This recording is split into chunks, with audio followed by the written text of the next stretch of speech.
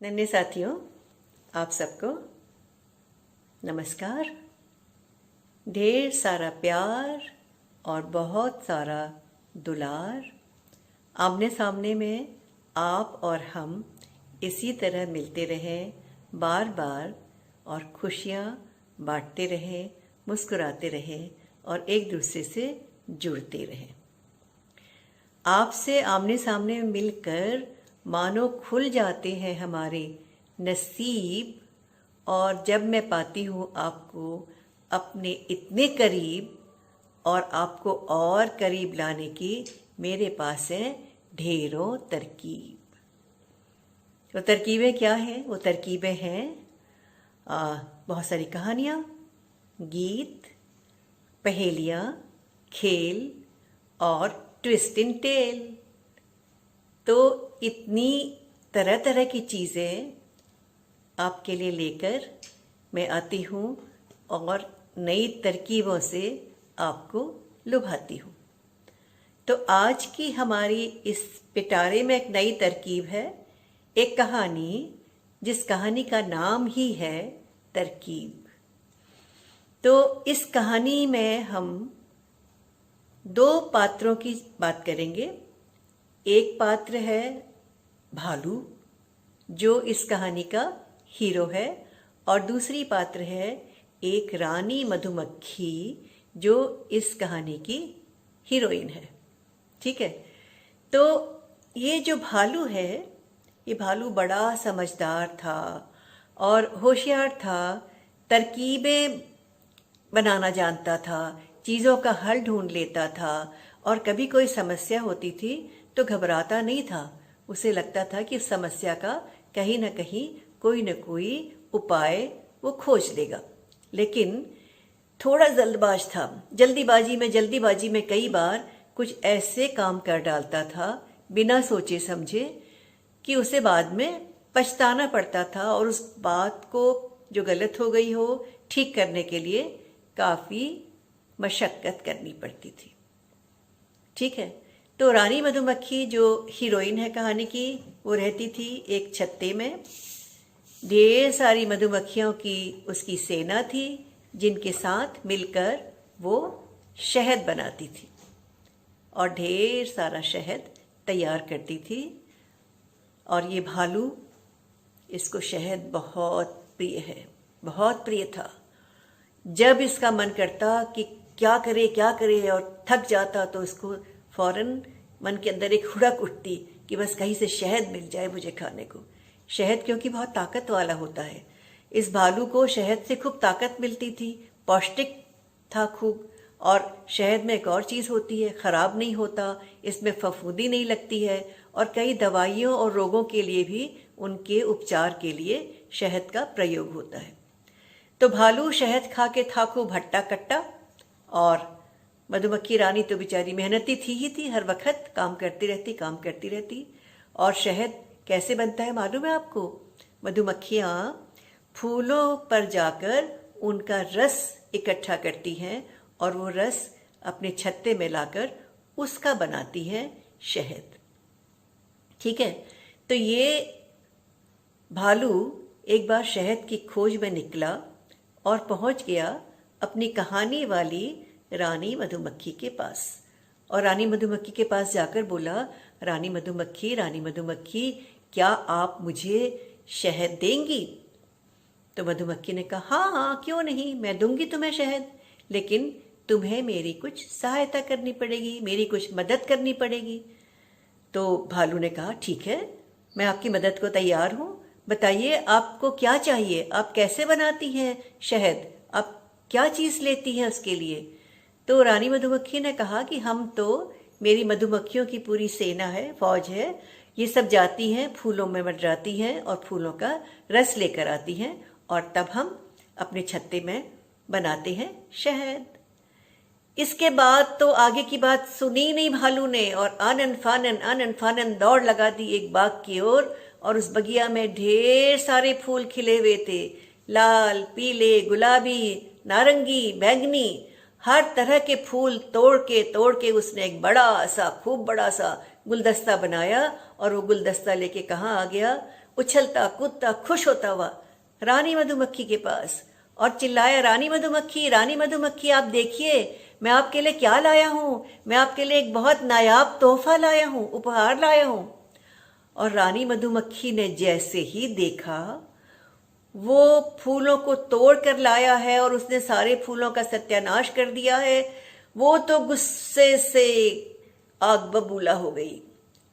इतने गुस्से में आई और उसने जोर जोर से डांटना शुरू कर दिया, तुम भालू, तुम बेवकूफ हो, तुम्हें इतनी अक्ल नहीं है, हम टूटे हुए फूलों का शहद नहीं बनाती, हम शहद बनाने के लिए फूलों का ताजा रस लेकर आती हैं, तुमने सारे फूलों का सत्यानाश कर दिया, इन फूलों का हम न मालूम कितना सारा शहद बनाते रहते और तुमने सारी हमारी जितनी मेहनत है उस मेहनत को तुमने बिल्कुल उसका खात्मा कर दिया।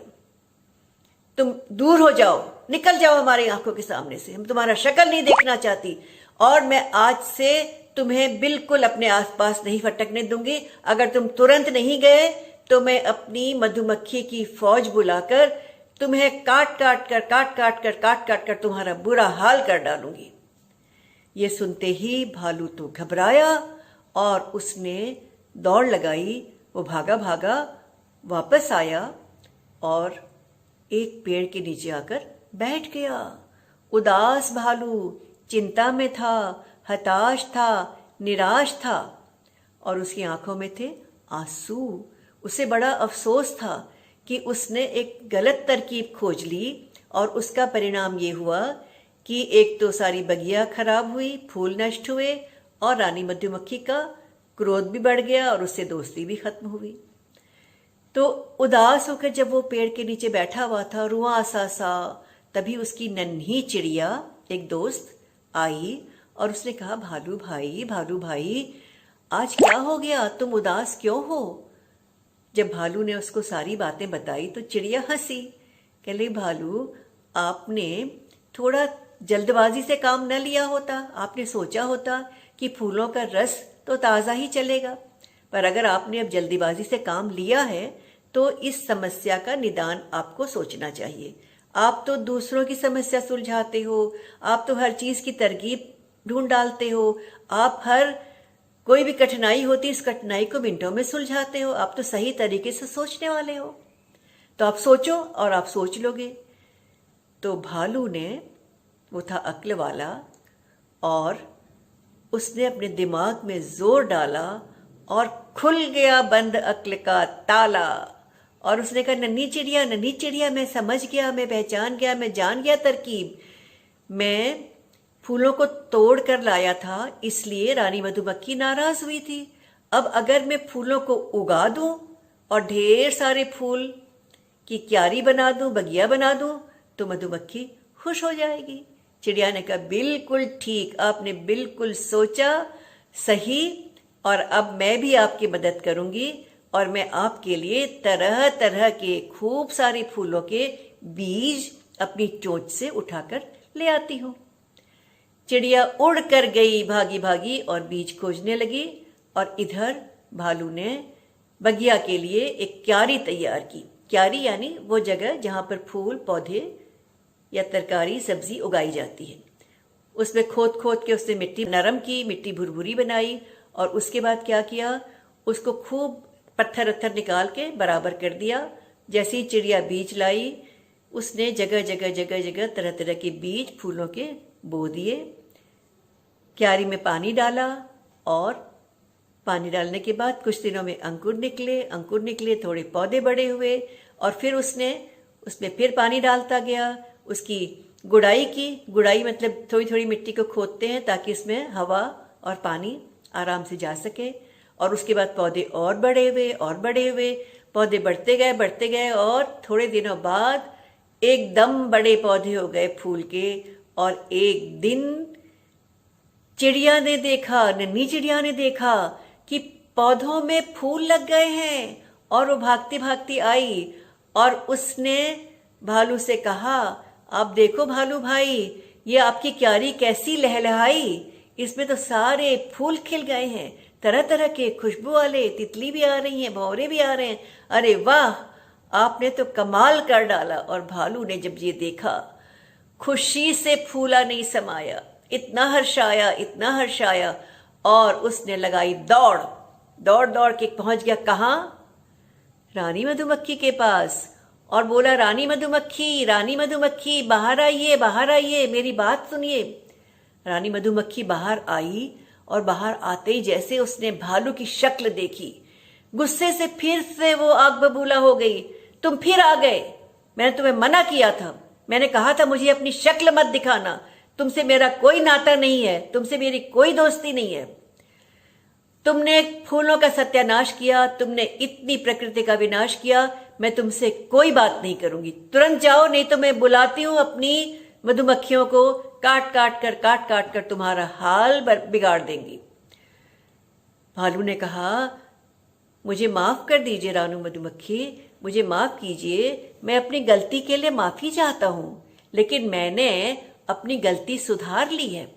मैंने फूल तोड़े थे, और आपकी जो फूलों की जो इच्छा थी रस लाने की, वो मैंने सोचा जल्दीबाजी में मैं आपको फूल पहुंचा के आप यहीं से वहीं रस ले लेंगी, ये मेरी नादानी थी।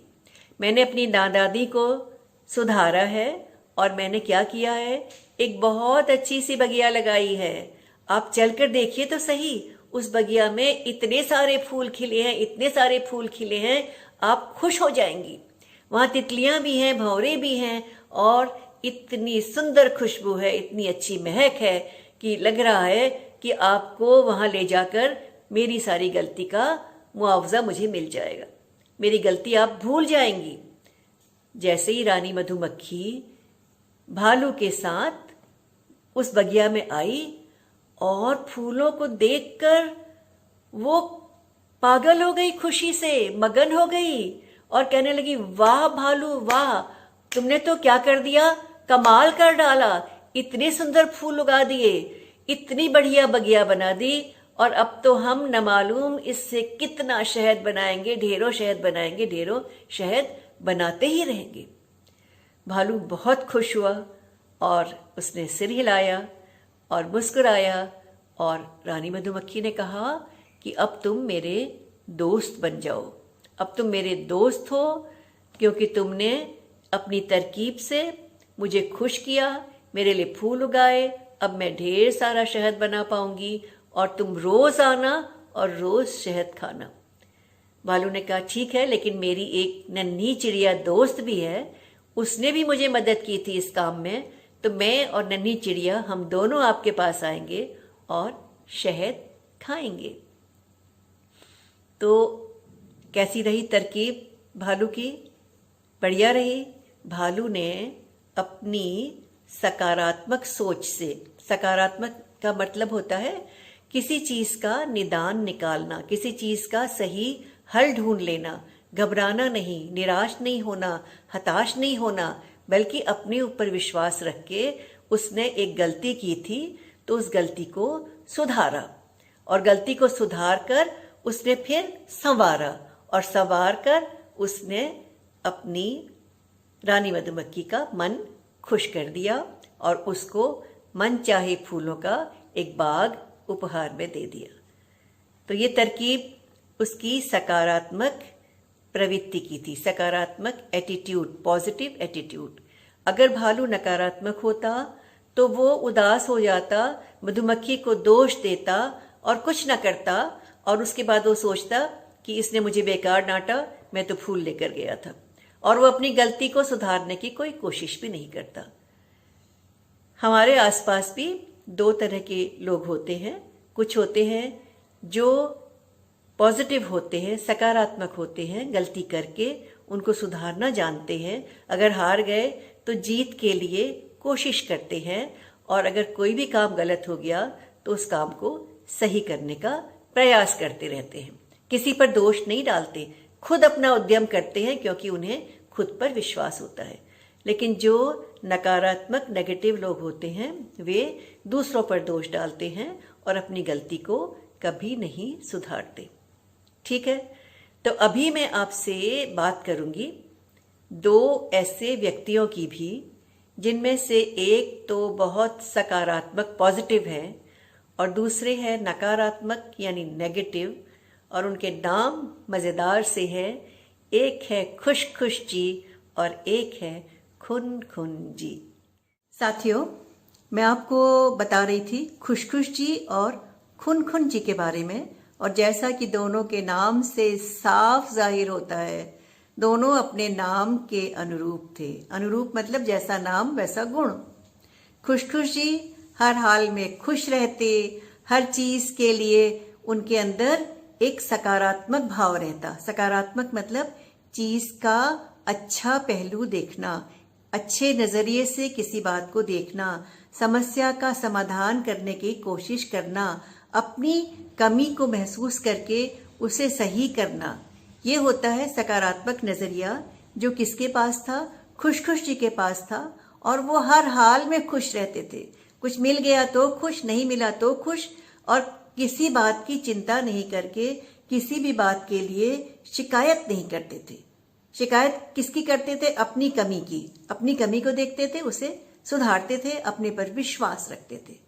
और खुन खुन जी, जैसा कि उनके नाम से जाहिर होता है, हमेशा खुन खुन खुन खुन चू चू चू चू करते, शिकायतें करते, खींचते, झल्लाते, गुस्साते, किसी चीज से संतोष नहीं पाते थे।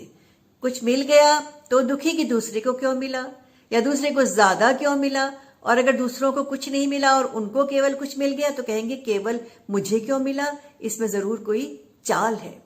तो शक करने की जो उनकी आदत, चीजों को गलत नजरिए से देखने की आदत, दूसरों पर अपनी गलती थोपने की आदत। अगर खुशखुश जी के कक्षा में नंबर कम आते या वो खेल कूद में पिछड़ते तो वो सोचते मेरे में क्या कमी थी, मैंने शायद मेहनत कम की थी, मैंने पढ़ाई नहीं की थी, और वो ज्यादा मेहनत करते। खेल कूद के विषय में सोचते मैंने शायद कसरत नहीं की, मैंने व्यायाम नहीं किया, मैंने पौष्टिक भोजन नहीं किया, मैंने कुछ प्रैक्टिस में कमी की, और वो और अभ्यास करते और अभ्यास करते और बेहतर करते। वहीं खुनखुन जी क्या करते? नंबर कम आते तो कहते टीचर ने मेरे साथ बेइंसाफी की है, मुझे कम नंबर दिए हैं, खेल में तो मैं खिलाड़ी था, मुझे अनाड़ी बना दिया। दूसरों पर दोष डालने की प्रवृत्ति और अपनी कमी को न देखें, ये किसकी आदत थी? खुनखुन जी की, जो कैसे थे? नकारात्मक। ये हमारे अपने हाथ में होता है कि हम अपना नजरिया कैसा बनाएं, चीजों को सही नजरिए से देखें या हम हर चीज को गलत नजरिए से खोजने की कोशिश करें। अब एक बात की बात है, एक उदाहरण आपको बताती हूँ। खुशखुश जी एक बार सड़क पे कहीं जा रहे थे तो क्या हुआ, उन्होंने एक बच्चे को सड़क पार करते हुए देखा और ये देखा कि पीछे से तेज रफ्तार से गाड़ी आ रही है। उन्हें लगा बच्चा कहीं गाड़ी की चपेट में आ जाएगा। उन्होंने छलांग लगाई और बच्चे को लेके सड़क की दूसरी ओर जा गिरे। बच्चा पूरी तरह से सुरक्षित बचा, लेकिन खुशखुश जी की टांग में चोट आई और उनके एक पैर की हड्डी टूट गई और उस पैर में प्लास्टर लगाना पड़ा।